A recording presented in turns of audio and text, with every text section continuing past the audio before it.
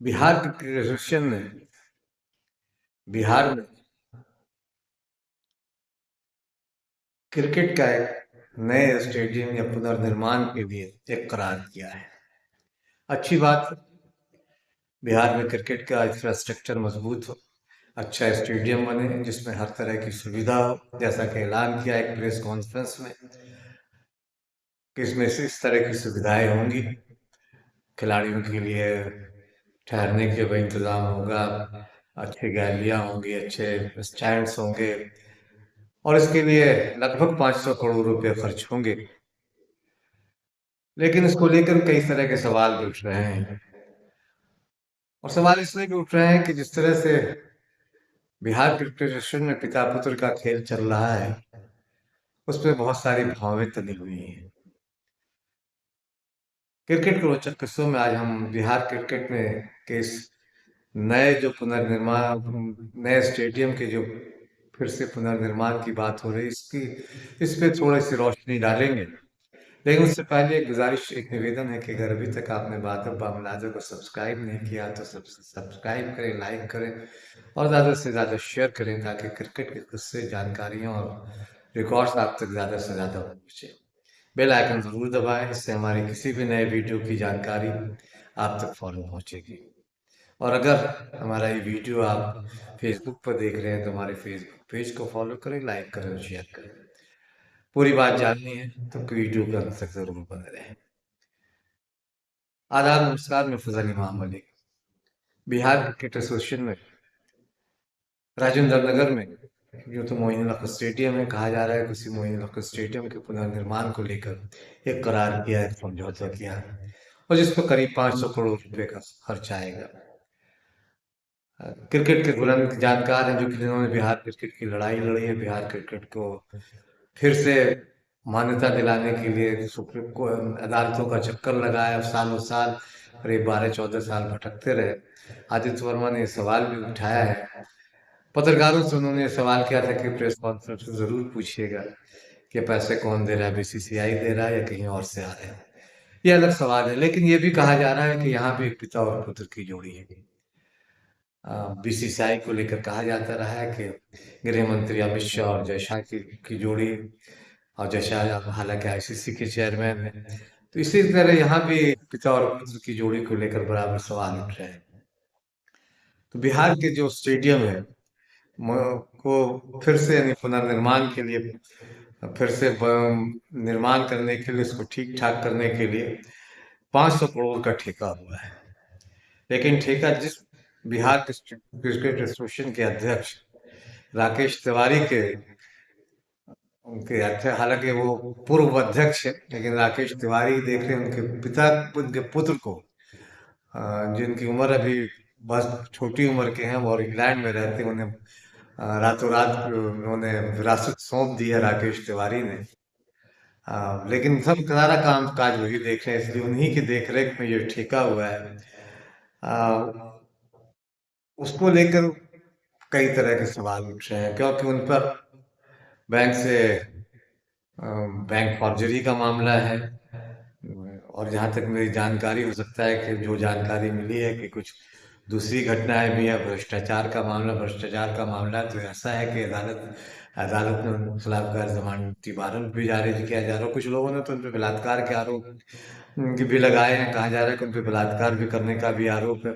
इस तरह के कई मामले हैं, इसलिए सवाल उठ रहा है कि और खासकर भ्रष्टाचार का और बैंक से जिस तरह का फर्जी लेन देन, फर्जी निकासी उन्होंने किया है, उसको लेकर जिस तरह से जो सवाल उठे हैं, उसके बाद से इस ठेकों को लेकर सवाल उठ रहे हैं। तो और उनके खिलाफ गैर जमानती वारंट भी जारी हो गया, तो इसलिए बहुत सारे सवाल हैं। और सवाल ये है कि खुद को, और जब उन पे कहा यह जा रहा है कि जब उनको ये लगने लगा कि जब जेल जाने का खतरा उन पर मंडाने लगा, तो उन्होंने लंदन में रहने वाले अपने 24 साल के बेटे हर्षवर्धन तिवारी, जिनका क्रिकेट से कोई लेना देना है, ठीक जैसे जय शाह का कोई लेना देना नहीं है, उसी तरह हर्षवर्धन तिवारी का भी क्रिकेट से कोई लेना देना नहीं है, उन्हें रातों रात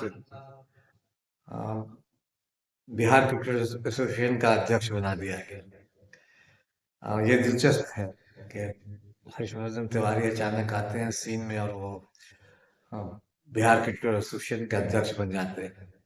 वो लंदन में रहते हैं। दिलचस्प ये भी है कि वो लंदन में रहते हैं। बिहार में कभी कभी आते होंगे और अब जब बने हैं तो हो सकता है कि उनका दौरा लगता होगा, लेकिन मूलतः वो लंदन में रहने वाले हैं। तो बीसीए अध्यक्ष उनके पिता थे। अब उनकी कुर्सी यानी उन्होंने बैटन थमा दिया अपने बेटे को कि उस बीसीए का वो अध्यक्ष, लेकिन वो रबर स्टैम्प ज्यादा है। साम्राज्य बीसीए का भी राकेश तिवारी ही चला रहे हैं। और इसकी वजह ये है, लोग कहते हैं कि राकेश तिवारी इसलिए चला पा रहे हैं, ऐसा कुछ कर पा रहे हैं, क्योंकि राकेश तिवारी भाजपा से भी जुड़े हुए हैं। भारतीय जनता पार्टी जिसकी सरकार केंद्र में भी है, बिहार में भी है, वो भारतीय जनता पार्टी के कहा जाता है कि कोषाध्यक्ष हैं या थे, जो भी है। अ, ये तो भाजपा बेहतर बता सकती है, लेकिन बिहार में वो पिता पुत्र का एक खेल चल रहा है।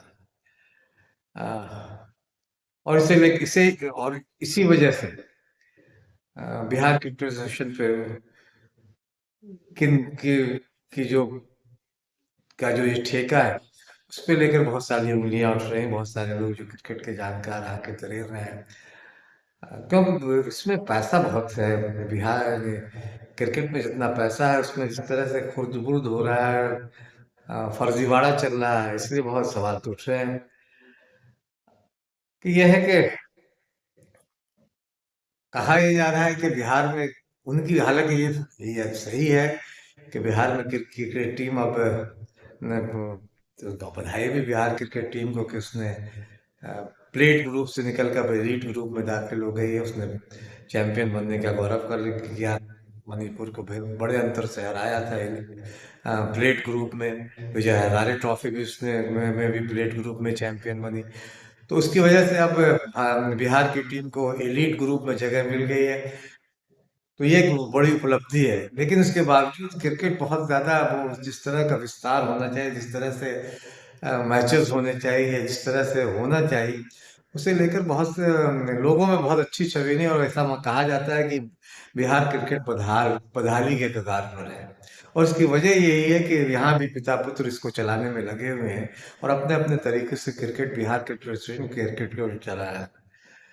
इन्हीं राकेश तिवारी के नेतृत्व वाली बीसीए पटना में कभी, आप अगर जो लोग क्रिकेट से जुड़े हुए हैं, खास के खेल पत्रकार भी जानते होंगे, हालांकि बहुत सारे लोगों को याददाश्त कमजोर है, हो सकता है कि वो मुझे भूल गए हों, कि इन्हीं तिवारी के जो अध्यक्ष थे बीएसी की, उनकी ही नेतृत्व में कभी पटना में कभी पराली, यानी वो पुवाल निवारी जो होते हैं धान वाला, उसे जलाकर पिच सुखाने की अ, सुखाया भी गया है। यानी आप सोच सकते हैं कि किस तरह का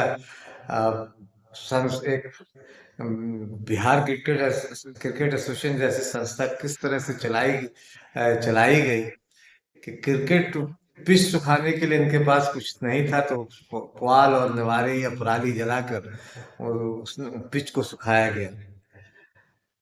और स्टेडियम में कभी स्टेडियम, और ये भी है कि लोगों को भी रोका गया स्टेडियम में जाने, क्योंकि उसमें घास और जंगल इतना उगाए थे कि उस पर दर्शकों को जाने से रोक डाला गया और स्टेडियम पे खतरे का बोर्ड लगा दिया है। तो ये अपने आप में बहुत दिलचस्प है ये जानना कि वही राकेश तिवारी के पुत्र अब बीसीए को चला रहे हैं।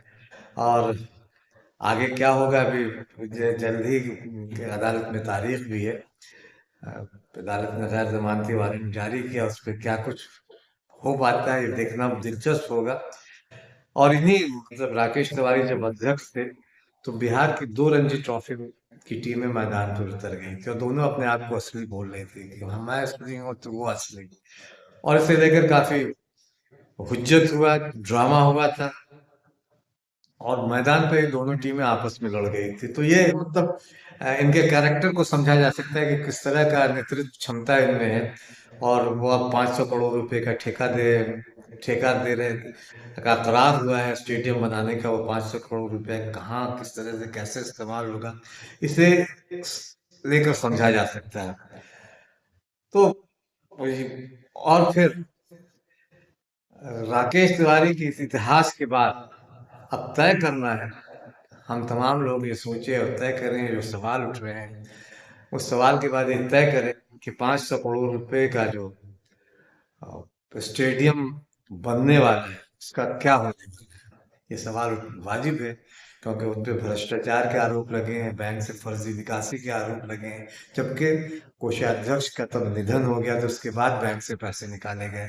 हमने पहले भी अपने 2 वीडियो में बिहार क्रिकेट एसोसिएशन की बात की, जिसमें आदित्य वर्मा जी ने भी कई सवाल उठाए हैं। उन्होंने भी कहा कि पत्रकारों से कहा था कि ये पूछ जरूर लेना कि ये पैसे कौन देगा, बीसीसीआई देगा या कहीं और से आएंगे। हालांकि पत्रकारों ने सवाल पूछा है, नहीं पता पूछा, लेकिन प्रेस कॉन्फ्रेंस बहुत शान शौकत के साथ हुई। उसमें जलवा था, सेक्रेटरी भी थे, अध्यक्ष भी थे, सीईओ भी जो थे, उन लोगों ने ये जानकारी दी कि इतने कमरे बनेंगे, इस तरह का स्टेडियम होगा, इस तरह की सुविधाएं बनना चाहिए। अगर ये बन रहा है और ये अगर इसमें के पीछे मंशा ठीक है, पैसे का सही इस्तेमाल होगा, तो एक स्वागत योग्य कदम है।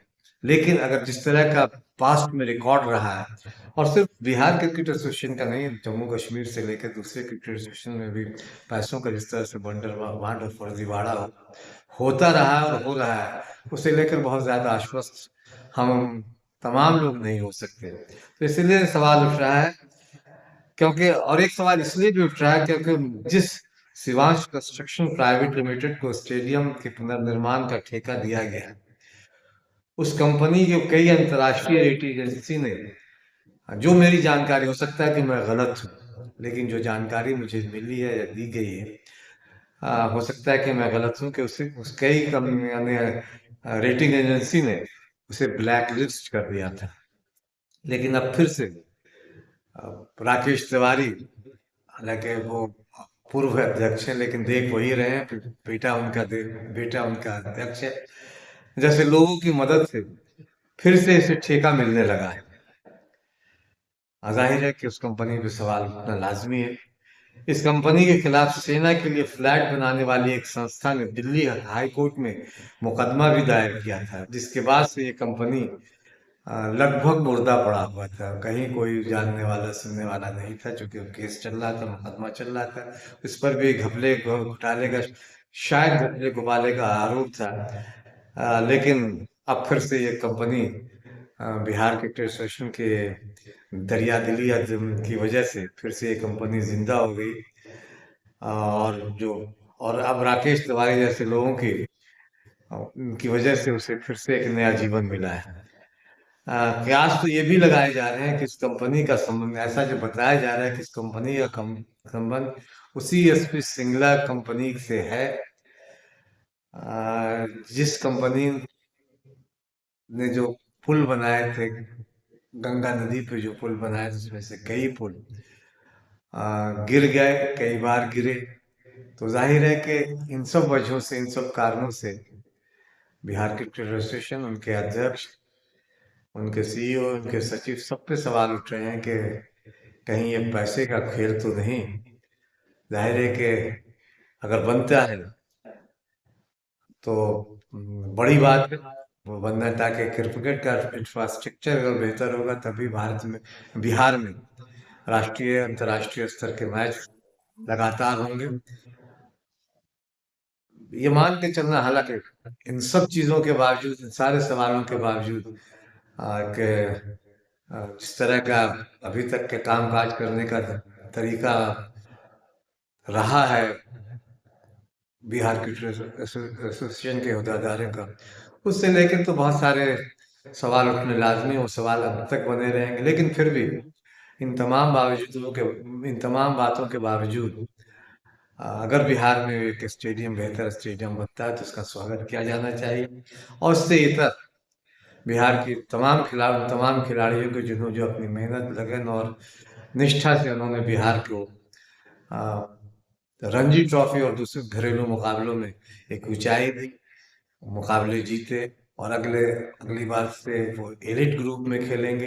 ये बिहार के लिए बड़ी बात है, बिहार की उपलब्धि है।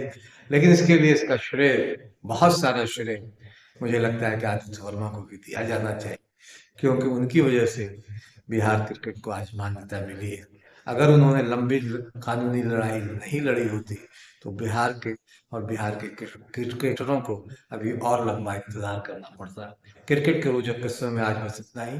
अगली बार हम फिर मिलेंगे किसी नए वीडियो में, नए किस्से, नए रिकॉर्ड्स, नई जानकारी के साथ। अंत में एक बार फिर, अगर अभी तक आपने बादल बामलाजा को सब्सक्राइब नहीं किया तो इसे सब्सक्राइब करें, लाइक करें और ज़्यादा से ज़्यादा शेयर करें।